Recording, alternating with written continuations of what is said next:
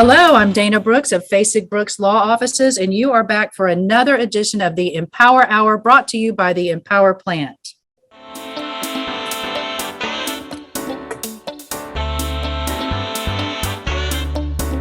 Hello, everybody, and welcome back to another episode of the Empower Hour. We have a wonderful show for you today.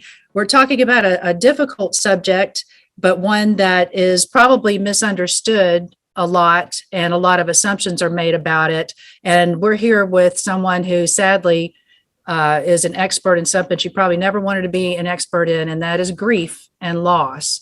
And so we want to welcome today Shayna Acree. Thank you for joining us today, Shayna. And would you start by just telling us a little bit about yourself? I don't want to take all the time here and tell what I know about you, but you've got an interesting story and a very poignant telling story. And we appreciate you being with us here today. Oh, well, thank you so much for having me. Like Dana so wonderfully introduced me, my name is Shayna Acree. I am a native of Tallahassee. I've lived here my whole life. I'm married to my wonderful husband, Michael Acree. We have 4 beautiful children. We are a blended family. And I also work for the state of Florida, where I manage the law division of the agency. So I handle the day-to-day duties and activities, the daily office operations. I also have a very robust team of administrative professionals, and just I became a grief and life coach. After I went through the different stages of grief, I found myself being in a position and having a passion and feeling like I had a purpose to serve people and to help people journey through the difficult stages of grief and loss. And I want to dive into that and get into it a little bit more, what you're willing to share with us of your personal story. And that is very brave of you to do. There's a lot of questions I have, like what's the difference in a coach and a counselor? But I want to get back to that after we introduce the members of our panel who are back joining us again. We've got Kia Thomas. Kia is our outreach public relations person. She is the person who makes sure that whenever you come to us, you get a good experience. And that you have the kind of service Fasig Brooks wants you to have. She's our face in the community, and we're glad to have her back. Kia, not to get too personal, but grief and loss is something that everybody has to deal with on some levels. Whenever you think of someone who is a grief counselor and a grief coach, what are the sorts of things that come to mind that you would want to know? I think one of the biggest things that I would want to know is how like everyone has a way that they deal with grief, right? Sometimes you're listening to tone and you're listening to how they're responding to certain things. I think my biggest thing would more so be, how do I help the person get through grief? I think I play a better part on that end. So how would I be able to help? That's a great question. They're grieving, because everyone's tone is different, everyone's mannerism is different. The way they may grieve behind closed doors is totally different how they may grieve in the real world. So how can I help? Great question. Yeah, that's a good thing to know, because so many times whenever we see people who are experiencing grief, our heart hurts for them. We want to be there for them, but you're so afraid you're going to say something stupid. You're so afraid you're going to say the wrong thing, and then you're afraid you're going to ghost them and they're going to think you don't actually care. So I definitely want to hear from Shayna on that. We've got Betsy Brown. Betsy Brown is our newest lawyer here, our newest partner, and you are in the business of personal injury, helping people. And sadly, so many of our clients are experiencing a form of grief. What do you think of when you think of a grief coach or counselor? Well, I guess my question would be about it is, as somebody who's been through grief, when you are asked to help others with their grief and people reach out to you and say, maybe, look, this horrible thing just happened and this person is grieving.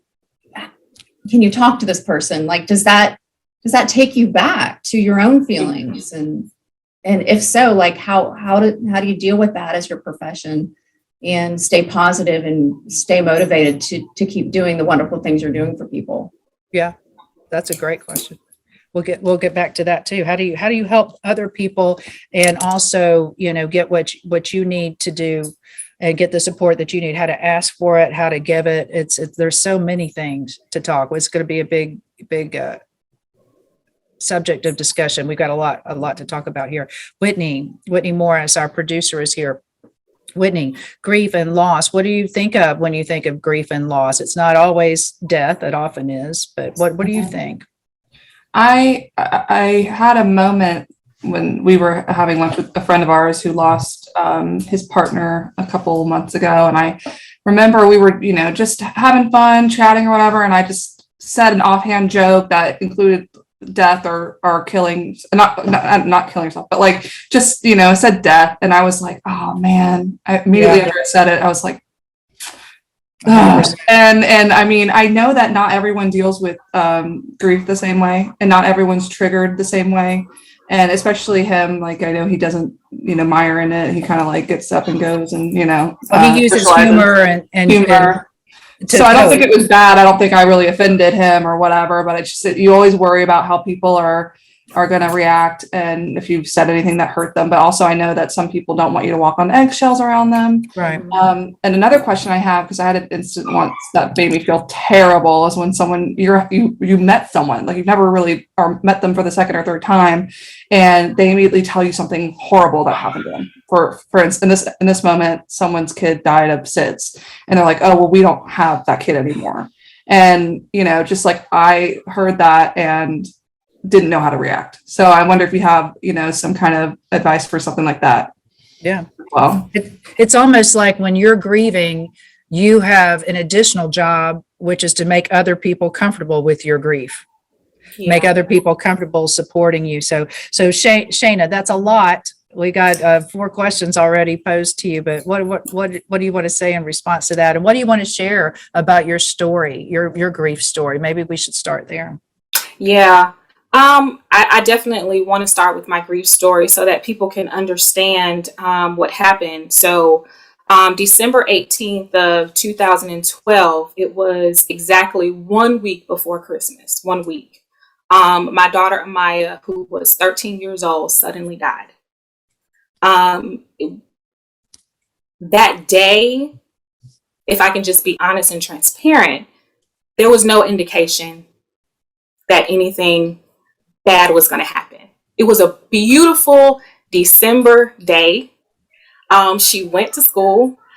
This was around Christmas time, so she was getting out of school a little early. She had called me when she got home. She was a latchkey kid. She had called me when she got home off of the bus. And when I got home from work, she was outside with her friends, but I could see that she was breathing very heavy. Amaya had asthma. Maya had always suffered from asthma from the time she was 8 months old. She was diagnosed with asthma. And we had learned how to manage it. And the doctors had always told us that the older she gets, the better it'll get, the better she'll be able to manage it. But what we ended up finding was that the older she get, the worse it got, because we were in the hospital every year. Sometimes we would be in the hospital for 3 days, and sometimes we would be in the hospital for a week. And so as she got older, we didn't see it getting better, but we managed it the way we were supposed to. We did what the doctors told us. We went to the specialist. She had so many different doctors and specialists and medication to help her manage it, to help us help her manage it, and with her ultimately dying. And sadly, what ended up happening is she died in my arms. So I was with her when she took her last breath. And in that moment, and I remember my husband was on the phone with EMT and they were telling me to give her CPR. I was giving breath into my child. I was giving my life to her, and nothing worked. There was nothing I can do. It was out of my hands. It was out of my control. But I will still tell you that I held on to hope, even from the time that we got to the hospital, because the EMTs got there. They did CPR. They did chest compressions. They got us in the ambulance. We drove to the hospital. They worked on her heart. They had me back in the family room while they worked on her. They did everything that they could to save my child's life. And up until the very moment that I got that news, I held on to hope. I was not going to give up. I said, my daughter is strong. She can do this. She can get through this. We've been here before. Not in that capacity, not as bad, but you never think that your worst nightmare, because that's a parent's worst nightmare, will actually come to life. I never saw that coming. And so from that point on, I was completely devastated. My world had been turned upside down. And if I can be honest, as a Christian, I questioned God. Yeah. I questioned God, and I questioned his goodness. How could a God who's so good allow me to witness that, to experience that loss? I didn't understand it. And for a long time, I was very angry. I was bitter.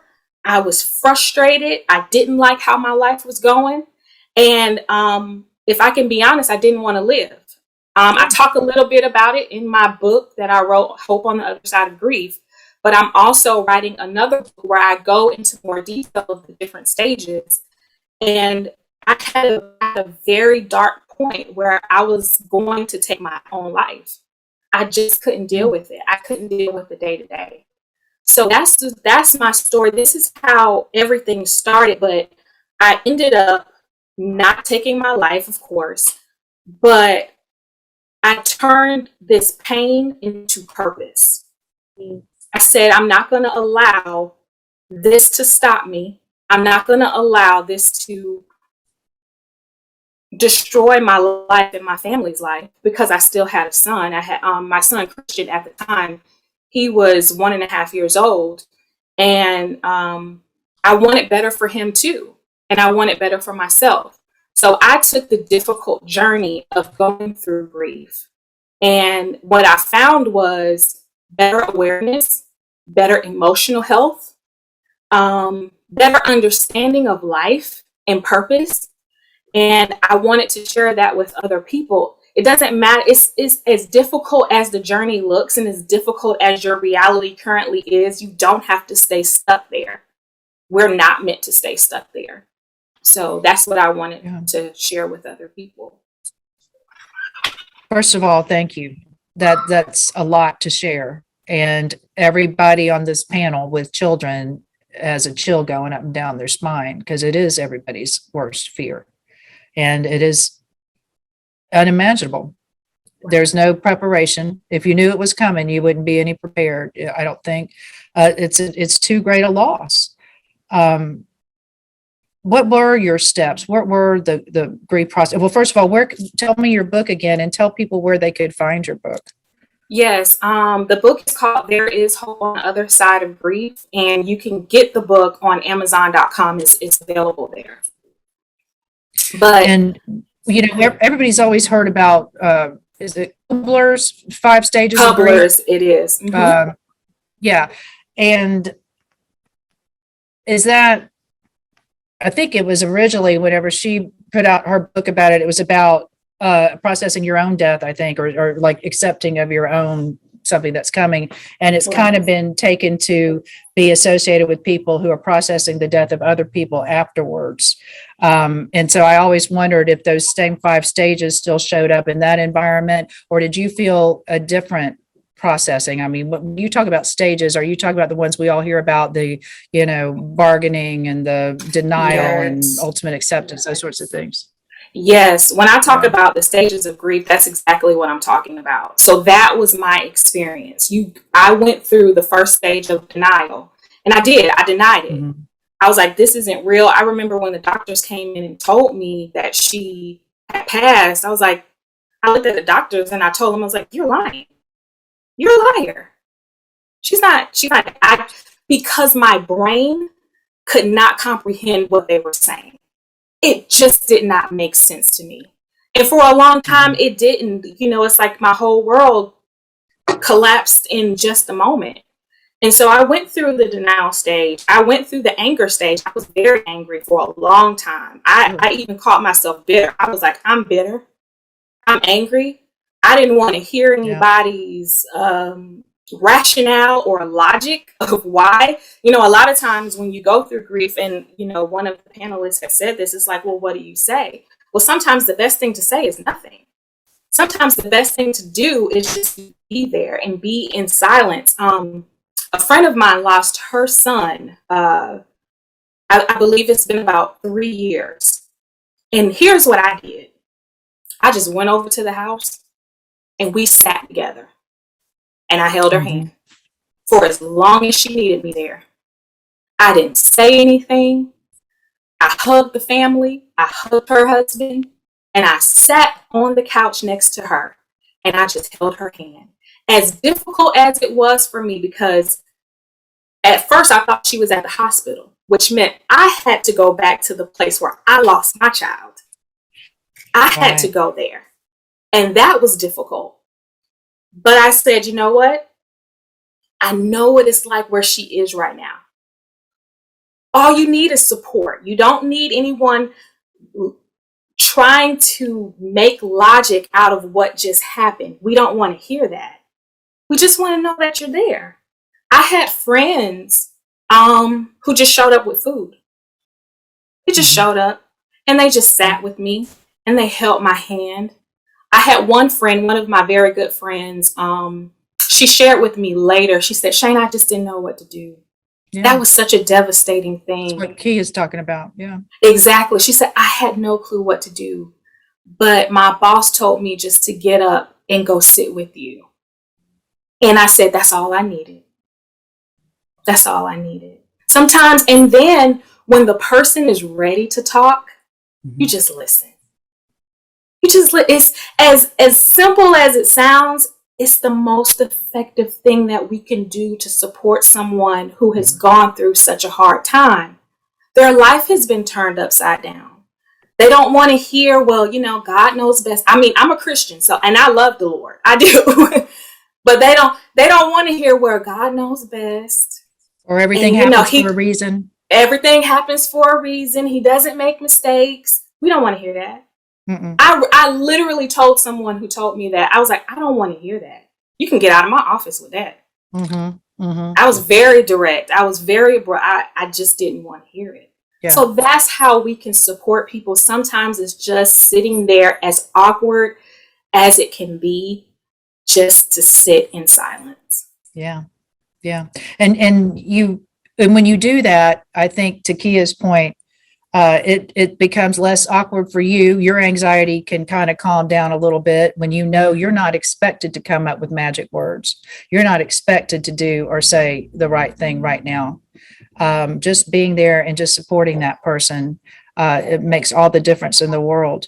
I want to talk more about the kinds of things that you do. I know that you come from a Christian counseling perspective, if I'm correct. That is correct. You're pursuing that. Is that something you want to turn into? Is that a side, like a passion project, or is that something you eventually hope to do, professionally full time? And then you're writing the books and that sort of thing. Because I could tell you, there's a need for it. People don't know how to act around people who are hurting in ways that they have not experienced it. And it could be a cancer, it could be a death.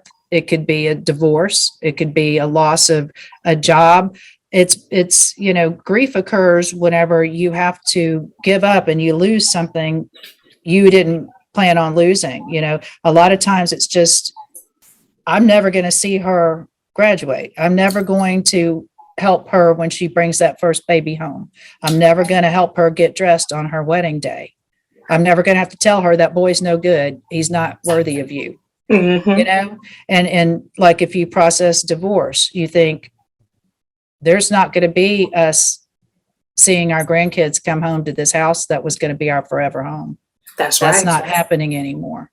And so many times it's the loss of what you were so sure your future was that is so difficult. And I appreciate you trying to make it not only easier for yourself, but easier for other people to support people who are grieving and other grieving people to receive that good support, instead of us all being so awkward around each other and then finding excuses not to hang out or be together because we're so fearful of saying the wrong thing, or in some situations whenever you've made a life choice that people don't understand. A lot of people are worried it's contagious. Like, I don't want to be around her negativity. Like, when you go through divorce, people are like, oh, because it makes them feel shaky in their own marriages. Is that going to happen to me? Is that going to happen to me? It's like when we try cases, we're always told, I always practice medical malpractice, and I was told in a breast cancer case, you sure don't want any women on your jury.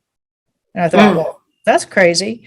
And then they explained it to me, and they said it's such a scary thing to women that they want to externalize it, and they want to say, well, that wouldn't happen to me. I'd get my mammograms on time. That wouldn't happen to me. I'd fight harder. I love my children. I'm not leaving my children. As if it's some sort of personal, deficiency you had that's brought this onto you. So we can think and say and do things in reaction to people who are grieving just out of self-defense, because it is so scary. We're so afraid it might happen to us. Yes. Tell me about your background and your training. And then I particularly want to know, what's the difference in a grief coach and a grief counselor? Yeah. So one of the things, and I kind of want to go back to just kind of the introduction of myself. I'm also, when I had Amaya, I was 14 years old. So I was a teen mom. Okay. So having her, I really want to say, and I'm putting this in my next book, really brought me purpose, because I was headed down the wrong path as a teen. And so having her in my life and being her mother, and it just brought me such great purpose and determination, and it gave me drive. And because I wanted my child to have a good life, I wanted her to have an opportunity. When you're born to a teenage mother, you sometimes you have a lack of availability, and I didn't want Amaya to have lack. I wanted her to have more. And so I worked very hard. I finished high school a year early. I went directly into college, graduated from Florida State. Good for you. Thank you. And now I'm working on my master's degree in Christian counseling. And really the difference is, if you want to look at the difference, for me, it is a counselor really helps you go back and heal. That's what they tell us in coaching and counseling, is the counselor always goes back to help you heal the trauma and the things that are keeping you broken and stuck. What the coach does is they deal with the right now to move you forward. But I'm doing something a little bit different, because I want to merge the two. And that's one of the things that I'm learning as a student at the college, is how to put those two things together. Because I also want to help that person heal what they're going through and what they've experienced in their past. But at the same time, as we're doing that, let's move you forward. Let's talk about moving on, moving forward. What do you want your life to look like in healing and in renewal? So that's really the difference between those two things. Let me get back to my panel. Whitney, you brought up something interesting, because I was at that brunch, I think it was, that you were talking about, and you said something and you thought, oh God, I wish I could put those words right back in my mouth. I can't believe I said that. That happened to me recently too. I have a friend who's in a fight for her life with breast cancer right now, and she stopped by and she was talking, and we were all just chatting it up. Not really talking about breast cancer, but they were talking about, what are you watching right now? And what's good on Netflix and everything. And I said, oh, Afterlife is so good. Just the words came out of my mouth before I could pull them back in. The whole damn show is about this man who's got complicated grief. I'm sure you understood that term. It's basically, it's in the DSM now, but it's whenever you are not mostly back to normal after about 2 years. Yes. When you are still dysfunctional from your grief, you really have got a complicated course of it, and it really was going to require some pretty professional help. But yeah, you can stick your foot in your mouth and not even realize it. And have you ever seen this? It's almost like this. It's like the more sensitive the person is around you, the more likely these stupid things can start coming out of your damn mouth. Yeah. What do you think whenever you hear what she says about, that kind of thing maybe isn't hitting her in the gut, but maybe people missing or not saying the right thing or trying to give you their view of this? What do you think about that, Whitney? And one of the things that Shayna was talking about was just people not knowing what to say or not knowing what to do, and that always bothers me. Like I hate when people get uncomfortable over something, especially when you're suffering or someone else around you is suffering, and you just say, oh, it's uncomfortable, I don't want to deal with it, or like when someone comes out as gay and then they're like, oh, I don't want to deal with it, I'm ignoring it. It's so irritating to me, and it's so selfish to me. So even if I do say the wrong thing and put my foot in my mouth, at least I am coming there and I'm listening and I'm trying to be present for them. One of the pieces of advice I heard that you should help with someone who's grieving is asking them about the person they lost. So, a friend of everyone knows, but a friend of mine lost her dad last year, and so she's had a hard time with it. And around his birthday, they were like, "Oh, we're gonna go celebrate his birthday and go to seafood." And I said, "Have a seafood dinner." I'm like, "Oh, what does he like to eat? Like, what's his favorite thing?" She goes, "Oh, he loves." And she went into a whole thing about how much he loves seafood so much, and I just think that like brings some light to them when instead of that sadness. So I don't know if that's some advice that you give people, but I think it works for me. What about that? Does it help you whenever people ask you? Tell me about Amaya. What was the best thing about her? Oh, I love that question. Good. I love that question because even though she's not physically here, Amaya did have a life.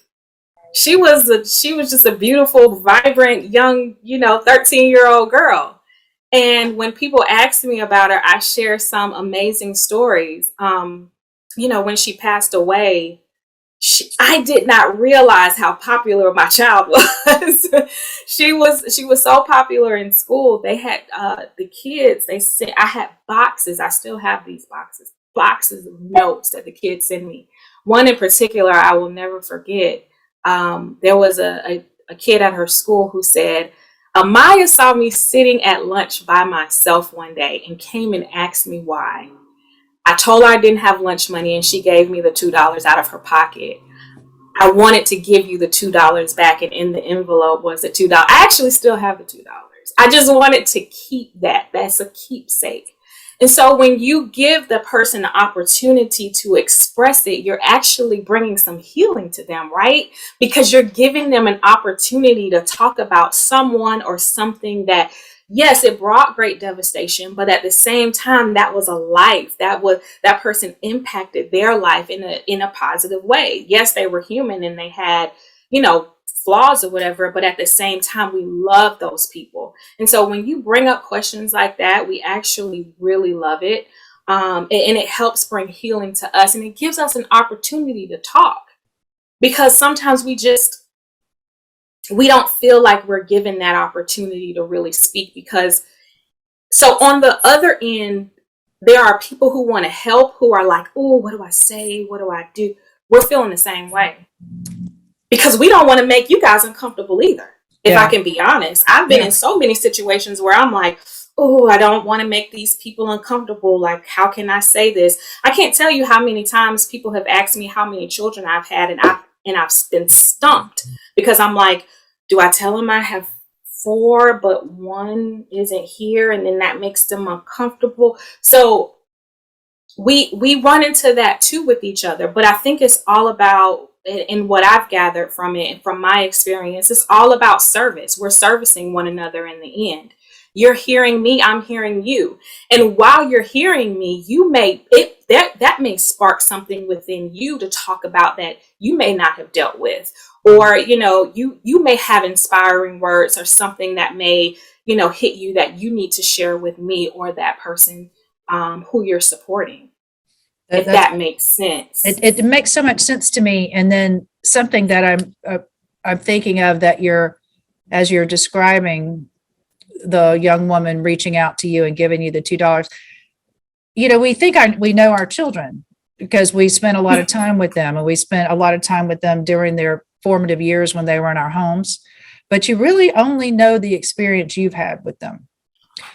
You can observe them with their friends, and you pick up on little subtleties and power differentials and all those things, but you don't know what they do when they're not around you. And I would think that would be a gift, a real gift to hear from other people their experience with Amaya and what Amaya meant to her. I would think it would almost be, genuinely a gift of something that you didn't know and you might have not have ever known were she still here with us. Yeah, that's so So true. it's a blessing. It is. Betsy, I know we've hit you in the gut with some of this today. You've been through some serious life events. Betsy is a breast cancer ass kicker and survivor. But she also, has, some children that she's, co-parenting, and there's just a lot of life challenges that go up. You changed careers. So one thing I know about you in my limited experience is you really can roll with the punches. Did you know that about yourself before the world challenged you the way it did? I used to be a lot worse at that than I am now. And then, when I was going through the whole cancer thing, my mom just gave me some advice. She said, you just got to take it one day at a time, tackle it one day at a time. And that's when I learned to roll with it, because we think we're in control, but we're not. We're not at the end of the day. And so you have to be able to pivot and react and try to make the best out of every situation. And so that's because I do have 3 small children, like I'm feeling everything that Shayna is saying, like the story about receiving the note with the $2 in it. It's so wonderful when you hear stories from other people about your children and that they've been living out the things in the real world that you've been trying to teach them. And Yeah, that something's sticking, something's landing, you're doing something right. I mean, that's an amazing feeling. And to have that, at the time you got it must have been, a ray of light in the darkness. But one thing I've heard about grief is that we don't just grieve for the things that we've lost. We grieve also for the things we never had, that we thought we would, that we wanted, the life we thought we were going to have, that we don't have anymore. Yeah. And I guess my question to you is everybody in some form of a state of grief based on something that's going on in their lives? And for that reason, we should probably be nice to everybody we meet. Yeah, you never know what anybody's going through.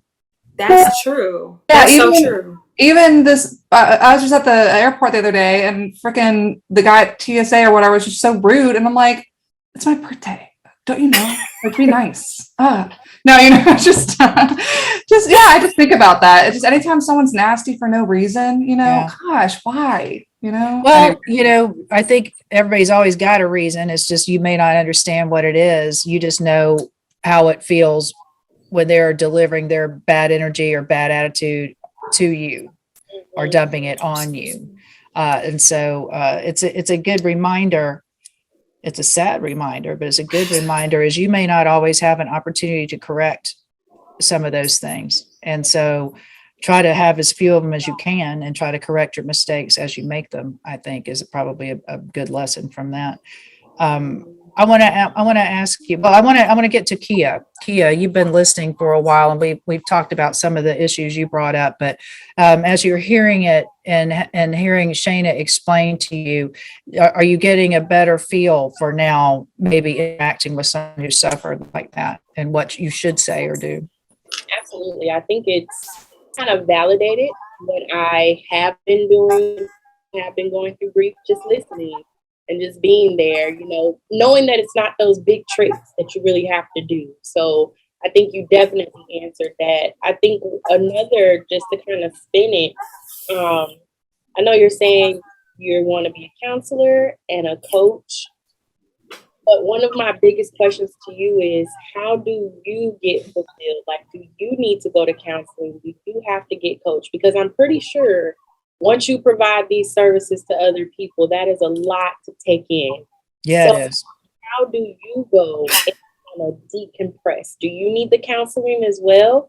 Not just talking about the grief part with Amaya, because she seems to be a beautiful young girl, and still is, because her pregnancy is still here. But how do you get fulfilled after you've given so much with providing these services to people?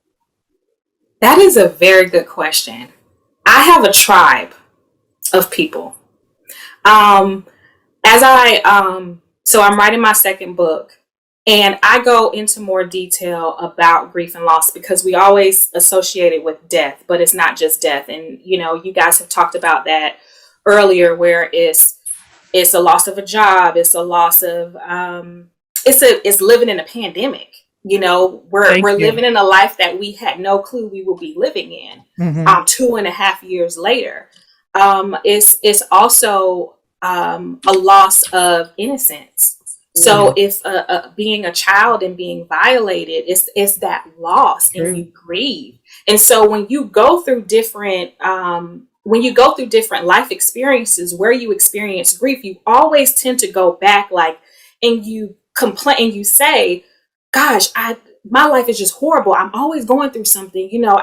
I've done, I've been assaulted as a child. I've had to go through this. Now I've lost this. I've lost a job.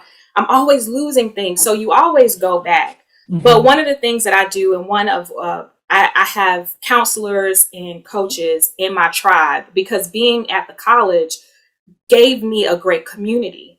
And there are times where, especially when I was writing the book, I broke down and just cried. And one of the things that my coach gave me was a strategy, like, when you're going through this, I need you to call me. I need you to call this person. I need you to call, and if they're not available, you set up a system. Because one of the things that we don't realize is we go through, there are times, let me just explain it like this. There are times where I think about Amaya and I grieve all over again. Yeah. Now, it may not be a full 1.5 years of grief like I had before, but it's still grief. I go through that. I'm like, why is my life this way? I want my child back. Why could this be different? God, could you have shown me another way to get to this point instead of having to deal with that? Because I'm going to deal with this for the rest of my life. It doesn't end. You don't just go get over it. And so I lean on people. I have my husband where I'm like, look, babe, if I'm in a dark place and I come in here with you, I just need support. Or I may call a friend. Actually, I may text a friend, and we have a special emoji that I text her, and she knows what's up. And so you have to create a strategy for yourself. And that's what I do, because I have to lean on people. Because it does get hard when you hear about people talk about that they lost a child, and or they lost their innocence as a child, or they were victimized in some sort of way. That really can be hard to hear, and it can be a heavy weight. But I have to depend on people just like other people depend on me too. But it's up to me to make the decision to voice it and to speak it and to get that help that I need. Yeah, I wanted to ask you if you're willing to share this. Statistically, married people who lose a child tend to not stay together. It's a big blow. And as I understand it, it's because they grieve differently. Yes. They go through different stages at different times. And you would think they would be in a very unique situation to be there for each other, having shared something nobody else has shared. But I have watched this so many times with our clients. And a lot of times I'll have a very stoic dad, and I'll have a mother who, if she gets a shower today, it is a miracle. It's a miracle day. And I've seen people years later just turn into emotional gravel. It's just like watching a rock crumble right in front of your face. I have other people who, they don't make eye contact with you. If they talk about it, they're looking off here. They're stoic. They don't do anything. They'll go, I understand.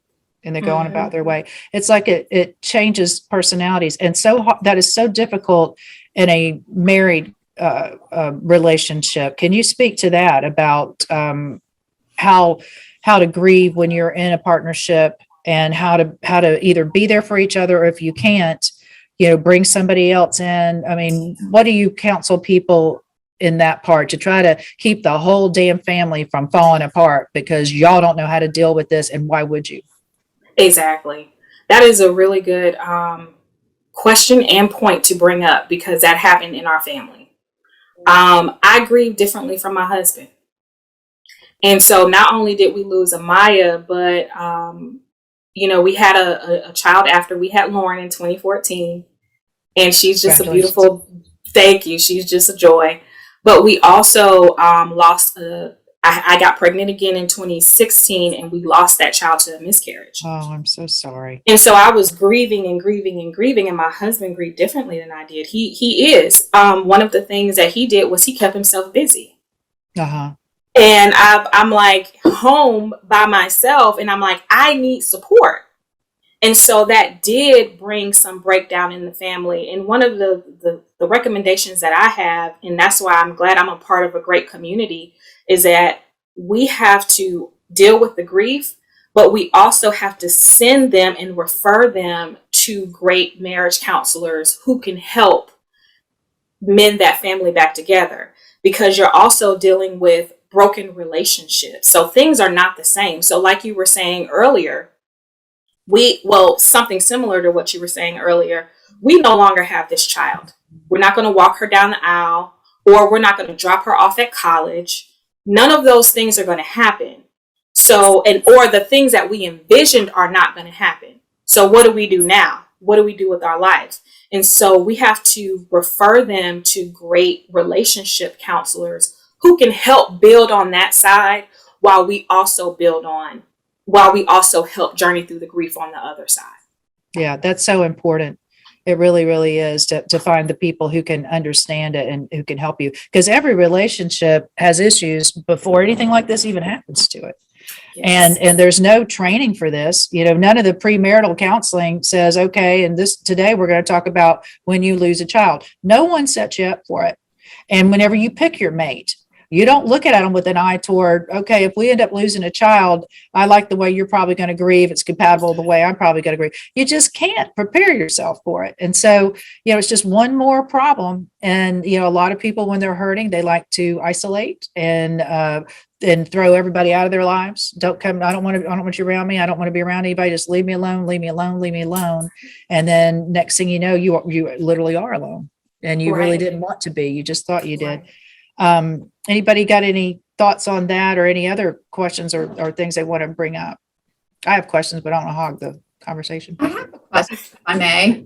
Yeah. So these stages of grief, I've read a lot about them because I find them fascinating, but is it true that they don't go in order? Like they're not linear. So you might be in denial one day and skip to depression, and then go back to anger, and then is that how it works? And is everybody different? I would say everyone's different, and every situation is different.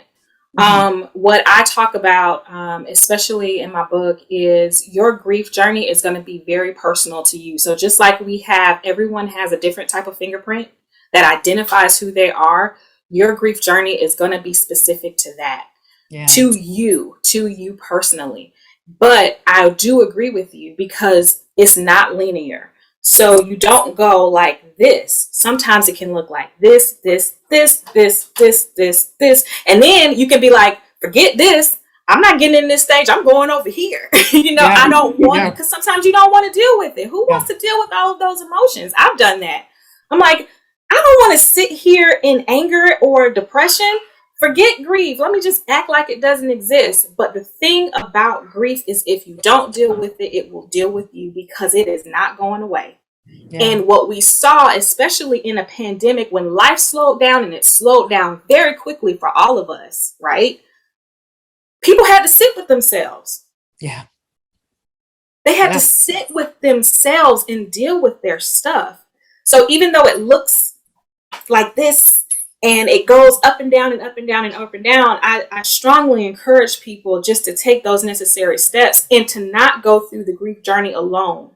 Please don't go through it alone, but find a healthy, if you don't want to go through if you're not ready for counseling, find a healthy support system that can help you just navigate through it. And when I say healthy, I mean people who are willing to listen to you, because at the end of the day, you're not looking for them to solve your problems. You're just looking for support.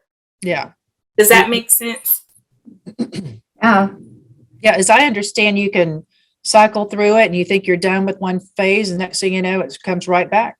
then you're not done with Absolutely. it. It's not like a checklist, it's not like you're done with it. You talked about I'm sorry, go ahead. I just want to say that reminds me of a movie I just saw on Netflix called The Starling, and it's with Melissa McCarthy and another famous actor. I can't remember his name.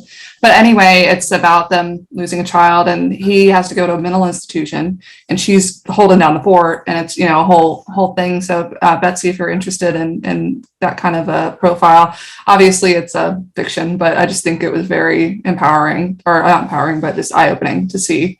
Yeah. How a couple deals with that. I have another question. You talked about a support system. How effective, in your view, are support groups where you're, counseling or you're coming together with other people who've experienced a loss? I have a lot of thoughts about that, about group therapy generally and how effective it can be. But what are your thoughts about it with regard to grief and the loss of a child? I have found, I'm going to be honest here. Yeah. I think group counseling is great. You have to find the right group for you. Mm-hmm. Sometimes it can, if you're not careful, it can keep you stuck. Yeah. In a grief cycle or in a grief stage, which will then become a state. So you have to be very discerning about the group that you're in. But I do believe that they are very effective. But as a person who has experienced different grief groups, I remember going to one and I was terrified because there were people whose children had passed away 20 plus years ago, and you could still see that they were stuck. Mm-hmm. And I get it, because you're afraid to move forward. I was one of those people. I was like, well, if I move forward, does that mean that I'm forgetting my child? Does it mean that her life didn't matter? I asked myself all of these questions. But you have to discern what is right for you, what fits you, what's your goal? Like, I don't want to make it seem like it's just some goal thing, but what do you want for yourself in the long run in order to get that help that you need? But support groups can be helpful, just finding one that fits right for you. Yeah, I could see that, because sometimes misery likes company, and sometimes you can, associate with somebody and it feels good at first, but you're ready to move on and maybe they're not. And so that kind of thing can be a negative more so than a positive, or it could become something you feel is your job to help them get through their grief when you're just trying to survive day in, day out yourself. So I can see a lot of good, and I can also see some negatives with that. For sure. Who else on our panel? Kia, do you have any other thoughts as we've been talking today with Shayna? In regards to your book, if someone wants to purchase your book, what's something that they can look forward to as far as what would be the biggest chapter that hit you? Let me say that. Yeah. That's a good question. I'm a person who's very authentic. I like authenticity. I like realness. Give me realness any day. I'm going to be honest with you. I think the anger chapter is going to be the best one. And how is your book laid out? Tell us that. It's laid out in basically the different stages that I went through. Okay. So we talk about what happened when you first read it. How the chapter is going to be set up is you're going to read the day before Maya passed and what we did that day. And then you're going to read about when it happened and the details of it. And then you're going to read the anger that I went through. And then you're going to see the depression. And then you're going to get a chance to see the hope. You get to see the other stages, but then you get to see that hope on the other side. You get to see a little bit of what that looks like, because in my second book, I'm going to go into more detail about the healing and the hope and what that looks like for people. What it looked like for me, especially. Mm-hmm. It's wonderful of you to share something so deeply personal in order to help other people not have to struggle, or at least not feel alone or like no one else is having this experience, and no one is having your experience, not ever.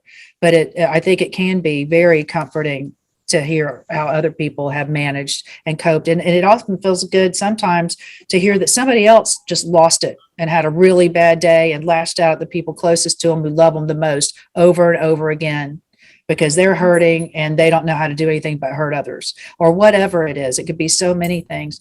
I had a question I wanted to ask you. Do you ever experience guilt whenever you are happy? And do you ever have this feeling like, I'm supposed to suffer? The world looks at me and I'm supposed to suffer. My life is never supposed to have any joy in it because I have experienced this loss, and everything I do and think and breathe and for the rest of my life needs to be about it. Do you ever feel guilt whenever you find joy and pleasure in the world? I do. And I'm so glad that you asked that question, because it's a conversation that my husband and I had last week. Just last week, I talked about the guilt. It's been December 18th of 2021 was 9 years since we lost Amaya. But I was sitting, we were just sitting in bed talking, and I said, I still feel guilty. I still feel guilty. And honestly, I think it is because society is set up to where they want people complacent. They want people to remain the same. And if you're happy and you're smiling and you've healed, or you're healing or going through this continual healing, it's like, that's selfish. Like that's completely selfish, but it's not selfish. So I have gone through that guilty phase of, I don't feel like I should be smiling, or I don't feel like I should be happy or have laughter. But at the same time, as a Christian, I remember that abundant life that Jesus' death on the cross promised me. I have a right to experience an abundant life. And, he heals the brokenhearted and he binds up their wounds. And so when that happens, I'm meant to move forward. And so the guilt surpasses, but it's a conversation that I honestly have to have with myself, or I have to have with other people, to say, you know what, this is how I'm feeling. I feel guilty today, and I need help navigating through that. Yeah, I'm glad that there are things that you do for yourself so you don't feel that way. And you're exactly right. People, we're all very busy people, and everybody's looking for shortcuts and efficiencies. And one of the ones we do without even thinking about it is we surmise what a person is about. We decide who they are. We put them in our head. Oh, she's a this, he's a that. And whenever we are disrupted in our views of people, we're kind of taking it back, because we're like, well, now I got to pull that off the shelf, rethink it, relabel it, stick it back on the shelf. Oh, she really isn't this, she's a this, because we want to label people. We want to put them in boxes because it makes our lives easier when everybody is in their space. That's why that term, stay in your lane. Right. Stay in your lane because you're making me uncomfortable. Okay. It's not because you need to be in your lane. It's because I need your ass to be in your lane. Okay. You're making me uncomfortable. And again, that's not our obligation to make everybody happy with us. It's our obligation to be considerate of what they're going through at the time, but it's not our job to make it easy for them to understand us. I have one final question, and then I'm going to go to everybody on the panel and get their thoughts and final questions before we leave. But how do you parent your other children in light of having lost your oldest? I parent my other Do y'all children. talk about it? Do you talk about their feelings about it? Just all Yeah. that. So Christian was a year and a half when Amaya passed away. So he doesn't remember much about her, if anything, but he to see, as much as my husband criticized me, you're always taking pictures and videos, I can go back and I can show him pictures and videos of them two together. As Christian has gotten older, because he's 10 now, and he's in the 5th grade, he asks more questions. Now, before he didn't. We would just go through through our photo album, or we go through pictures and videos, and he would just look at them. But now he has very detailed questions, and he wants to know. Unfortunately, he wants to know why. I was taking the kids to school the other day, actually not the other day, but a few months ago. And he was like, Amaya would be 22. She could have dropped us off at school. She could have done this, or I would like to have my sister where I could talk to her about this or that. Lauren did not know Amaya, but I can see a connection where she's like, that's my big sister. And we cry sometimes. Lauren has come into my room sometimes and she's just like, I wish I knew my big sister. She's 7 years old and she says that. So one of the things that I do is I just support them and I say, I understand, and I have my children talk about it. I want them to be able to express their feelings and emotions and feel safe and not judged by it. But one of the things that our family does is we enjoy every moment of our lives because we know how quickly disruption happens. So it's big for me to live a life full of purpose and meaning. And so it's not always, I'm a systems person. I'm a systems thinking person where I'm like, we got to do this. Well, sometimes I got to throw that system out the window and I got to be supportive to my children in order to give them the love and attention and affection that they need in that moment. Yeah. So it means sometimes living in the moment. Sometimes we're going to dance and we're going to sing around the house because that's what we do. We're going to turn the music up real loud. We're going to enjoy life. Yeah. So that's how me and my husband, we really decided to parent our children. That's beautiful. That's beautiful. Let me go around to our panel one last time today. Kia. Well, I'm glad today that Kimmy was not here because I'm pretty sure my crying partner would have both been crying in the very beginning. So that powerful. Because it was very powerful. I thank you so much, Shayna, for sharing your story with the world. And now that we know you're like arm length away, there's even more ways for people to get your services when they need you. So I truly thank you for doing this and providing this. This is servant leadership and something that I think, a lot of people cannot handle what you have gone through, but everyone's chosen for something. And I think you have really found your purpose, passion, and your project. And I commend you for everything that you're doing. Thank you so much for being on. Absolutely. I second that. Whitney. Yeah, same with Kia. I'm glad y'all weren't crying. But that actually the last moment where you're talking about how your kids have a connection to her, like I totally believe in that, and that got me. But anyway, I am so happy that I met with you on social media. Literally, I don't know, I'm sure we have other connections, but I was just looking through people we connect with on our Instagram, and I saw your page and I was like, oh my gosh, I would just love to hear her story. So I'm so thankful for that, and thank you for taking time to come here and share your story, because it's brave, it's strong, it's all the things that we look for on this program. So thank you. Thank you. Yeah. Betsy, what are your final thoughts today? Well, I was reminded of this ancient proverb, I think it's Korean, where if a child dies, she is buried twice, once in the earth and once in her mother's heart. And I see that in you, but what I also see is that you're like a black belt in jujitsu. Like you've had this force come at you and you've turned it into something wonderful and good. And I feel like that's really the key to life and getting through this life. And because it's not easy for any of us, but you have taught me so much today. And I love speaking with you, and I'm definitely going to get your book because I know I'm going to enjoy it. It's going to be a great read. So thank you for joining us. Thank you. I want to get several of your books and make them available to our clients. I already honestly the link to it. So Betsy, everyone can go to the Facebook, Fasig Brooks Facebook, and the Empire Plant Facebook if you want to go check them out. And I want to encourage our lawyers and our staff who deal with clients to watch this, because every one of us feels the way Kia and Whitney were talking about at the beginning. I want to be there. I want to care for you. I want to say and do supportive things. I just don't know how. And I'm so worried of offending you with words and acts. I don't do those when I should. I don't make the effort that I should. And it doesn't mean I don't care. It means I'm ignorant. And thank you for this education, Shayna, for sure. I want to thank you for sharing such a, like I said, a poignant, very powerful story of not just grief. I didn't feel like this show was about grief. I thought it was about not resigning yourself to it. I thought this show was about getting through it and helping other people get through it and realizing that this is a lifelong journey you never wanted to be on, but it is, and you've got this. You can handle it. Some days it'll best you, but you don't have to let it get over you and stay that way.